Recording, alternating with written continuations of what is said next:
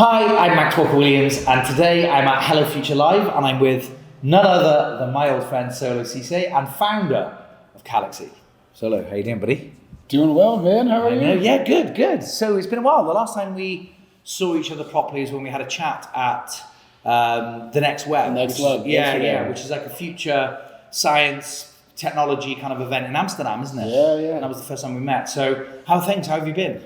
Things are crazy, man. It's been a whirlwind of events since then, but obviously, it's as of recent, it's been quite insane. But it's been an amazing journey nonetheless. Yeah. So when we last met, of course, Calaxy wasn't live yet. Now it is. So what's that journey been like for you? I think for us, it's been a full circle moment, honestly. Like for us to deliver on our value proposition and like on our mission to the community, like we very much so approach our work like that. Like we do everything we do for the betterment of the community and obviously the markets that we aim to serve.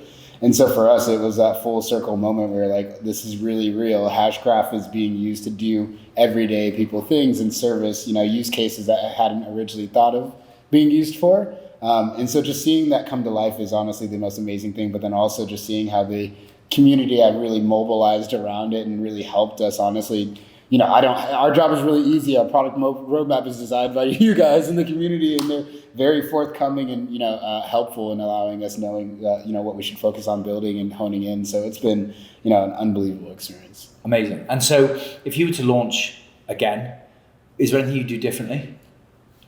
If I were to launch again, I would probably focus maybe on trying to bring in some of the different projects within the Hedera ecosystem earlier on into Calaxy's launch, just because I think it was more retroactive. We kind of focused on the main niche at the time, which is creators in that sort of paradigm. But I think looking back, and obviously 2020 hindsight is, obviously everyone's best friend, but knowing that, kind of seeing where the market has gone, I probably would have, focused on trying to create those tools a little bit more evenly, or we would have focused as a company, maybe making those tools a little bit more accessible to different types of communities, less so just focused on that. But at the same time, the typical startup thing is to focus on one thing and do it well. And so, I don't have regrets on how we did it, but if I had to change it with 2020 hindsight, that's probably what I would do. Okay, no, that's understandable and really honest of you. So thank you very much for that. So today you have given me the privilege of showing me a new evolution in your app. And I know that you're not ready to talk about it yet, and it might be going live hopefully later this year.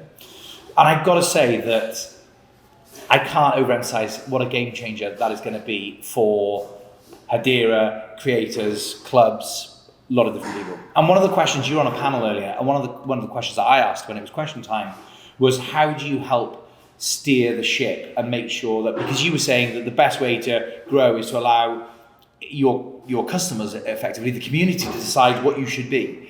And I agreed with that, except I said that there's risks to that too, because you could end up becoming pigeonholed, or you could end up being OnlyFans or whatever, or something you don't want to be. And you couldn't really answer the question, and I guess you can't really now, because how do you explain to people without giving away what's going to be happening next, where you're going?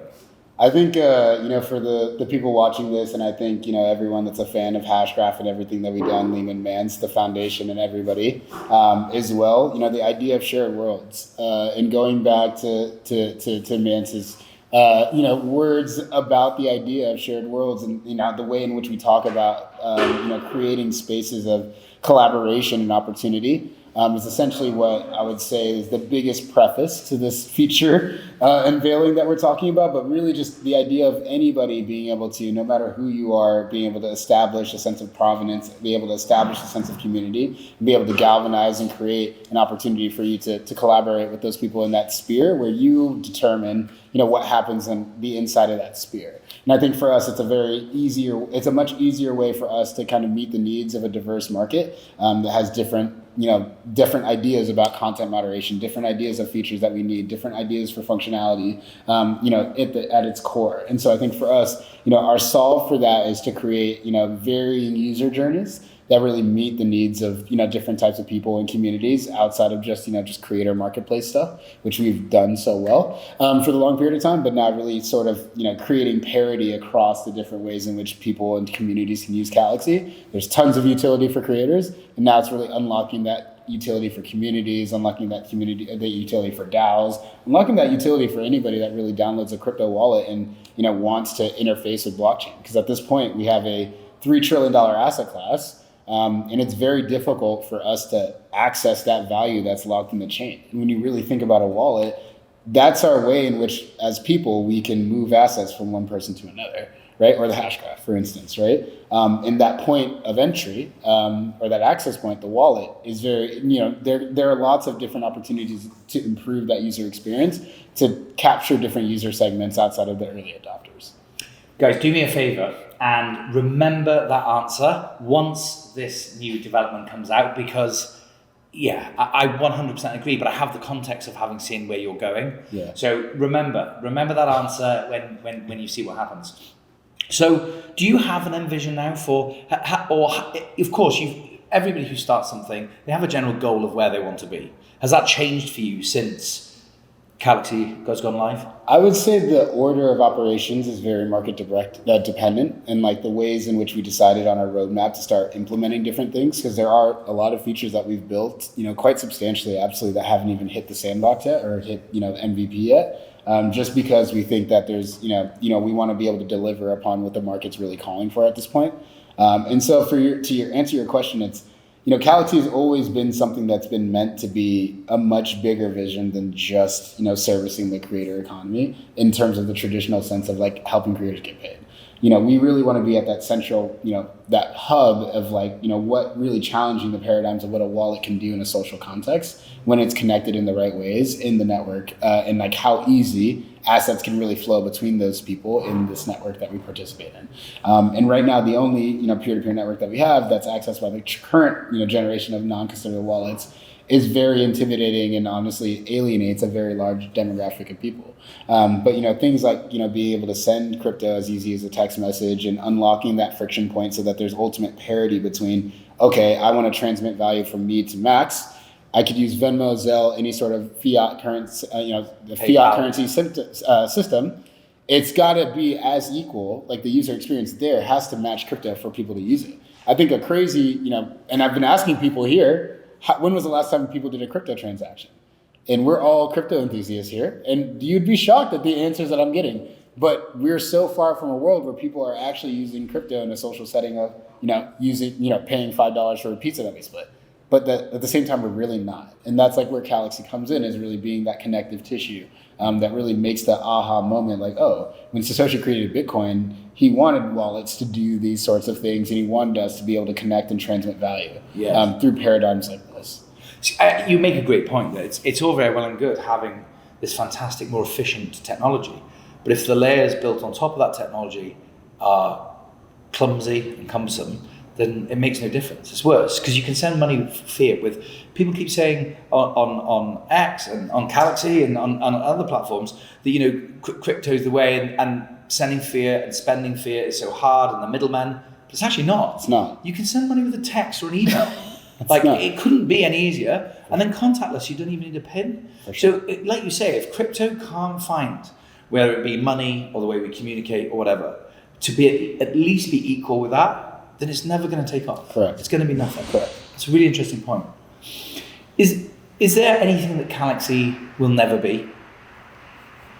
Never say never. That's one thing I learned from my PR firm. So they definitely taught me well. But I mean, I think the one thing we never will be is a company stuck in our ways. We'll never be a company that's stuck to the status quo. We'll always challenge paradigms. And whether it was building a web app, trying to build this, a lot of people looked at us and were like, no one's ever built a web app that does as many things as you aspire to. I don't think it's possible. And, here we are. And so I think for us, I think it's just continually pushing that paradigm and staying true to our colors and never sacrificing quality along the way. As difficult it is to make people wait, we thought it was well worth it in the experience we developed. And so, we'll never be a company that cuts corners to do those types of things or to accelerate timelines at the expense of the user experience. In terms of product-wise, I'm not quite sure. There's like so many different ideas. Like Spencer, has ideas. Chad, Rusty, the whole team, the community. Calaxy is so many different things to different people. But what I will say is that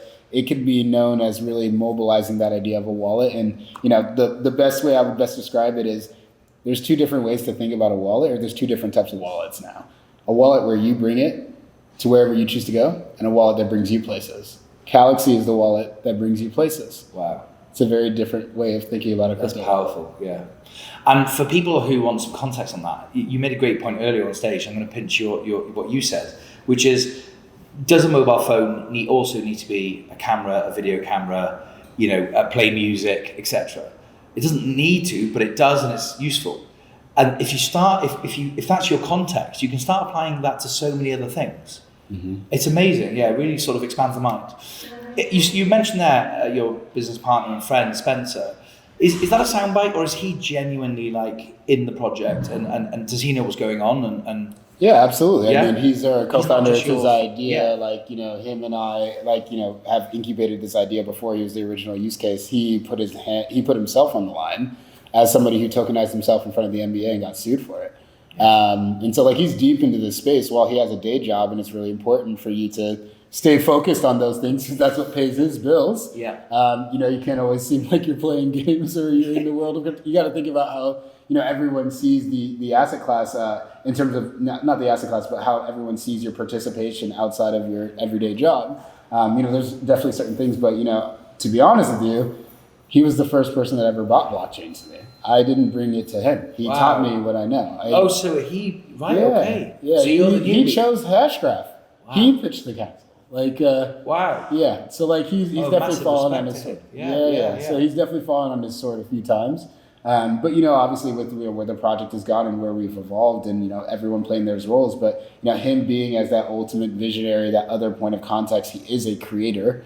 He is he's not a celebrity. But whatever you want to say, edit that out. Just kidding. But all jokes aside, he is that type of person who understands what we were, trying to build. And so that is honestly why the product turned out the way it did. Just having that insight and context into ways that people didn't have before. Wow, that's so cool. Yeah, amazing.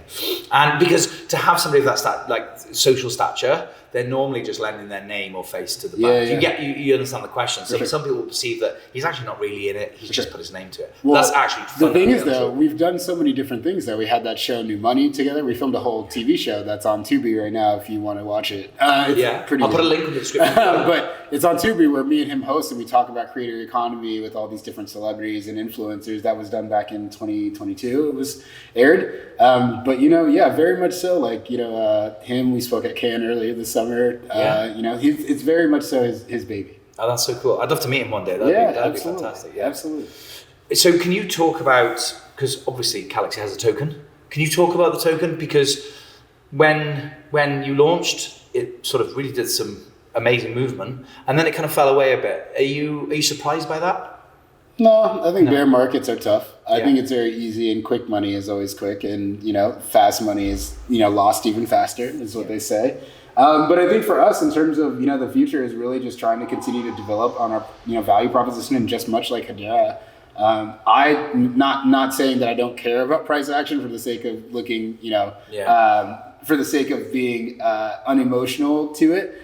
It's not that. It's more like I'm not as fixated on it because for me, it's the end all goal, the destination. Like if we do what we're set to do, the token price will reflect it. And so for us, it's really continuing to hold strong to that vision. Hedera was at 57 cents. And we're still here at Hello Future Live in sunny LA, and it's wherever it is today. And I haven't checked and I haven't looked back. And so I think for me, I'm one of those people that's a betting man, and I trust my bets. And the one thing I will always bet on is, myself and my team. And I think our team has shown the resiliency throughout time and time again to deliver, robust products. There's been so many different types of consumer-facing products and use cases that tried to come out since the last bull run that fizzled out while we've been able to iterate so many different times, and if anything, that's a measure of success within itself. And so for us, that's what I would say. I think as somebody that's financially and emotionally invested in the project, I think that's really reassuring, and it speaks volumes that you're not fretting about the price because you back yourself and your team, and you know where you're going. And like you say, the price is just going to reflect that. Absolutely. In terms of timescales then, I will wrap up because I know you're busy and everything, but in terms of timescales, when do you think Calaxy becomes a household name? Well, I think it's very dependent on like a couple key things. We got to grow and continue to grow and develop that sort of rapport with the ecosystem that we've done in Hedera so well. We need to be able to grow that across the world of Web3. Because the world is much bigger than just Hedera. Hedera is a piece of it, and it's a very vital piece for it. It's my favorite piece of the pie.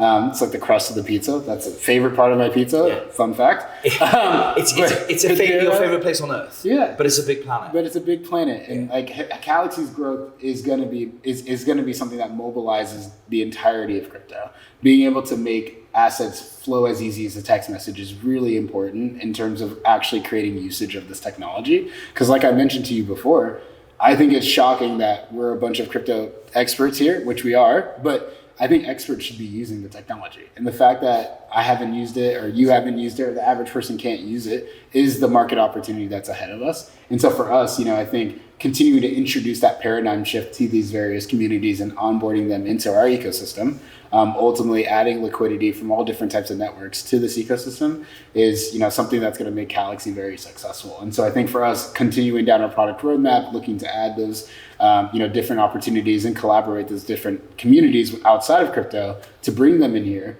is going to be sort of, that growth strategy that we have, and, depending, in alignment with the features that you've been teasing and those types of things. Yeah. We expect those things to really help mobilize the community as a whole in Web3 and really corner that market right in time ahead of the bull run. Okay. Finally, what advice would you, because now you've gone from conception, an idea, a dream, building and creating a team, actually building something, and then, because there are a lot of people, well, I say a lot, but relatively a lot of people building different things, but not so many, everyone talks a good game, but you've actually gone live now and you've been live for some time. What advice would you give to people watching this, particularly younger people who have, they recognize the technology, they might have a great idea, but they have no idea how to start? What advice would you give to yourself when you were in banking and you had no concept of entrepreneurialism necessarily? Yeah. And what would you say to yourself now if you asked? I would honestly say the human mind is the most powerful tool. And I think a positive mindset, I know it sounds so cheesy, but a positive mindset is literally your only hope at being successful as an entrepreneur and betting on yourself. 100%. And having that continuous, you get it, you obviously doing the same thing. You have to have that continuous belief. And I know for a fact that when I sit down and do a video with you, it's class. And I know that you believe that you're the best at what you do. Yeah. And I think for you, that's and I think for anybody, that's very important in being able to get to where you're going. And I think for us, our team has been super committed and almost, playing for each other, has been super important. And so I think my biggest piece of advice is honestly surround yourself with like-minded individuals who believe in you just like you believe in them, and you would be surprised how far you go. Amazing. I think we, the Hedera community, we, the people in general, are very, very fortunate to have you building in Hedera, and I sincerely mean that from the heart. And you're an inspiration to me and a lot of other people that I know, both in terms of business, but how you conduct yourself, how you are socially, how you are as a man, and even in the gym. I'm trying to catch up to those shoulders in the gym. So, Solo, thank you so much. Thank you, sir. Appreciate it. All right, guys, that was amazing. This is an amazing man, and he's going to go places. I can't believe I get to interview people like Solo, because one day, you know, he is Mark Zuckerberg version 2, even better. So, and I get the privilege of sitting here and just having a chat with him. So I feel very, very blessed indeed just to be a part of this incredible journey. Thanks ever so much for watching as always. I'll see you soon.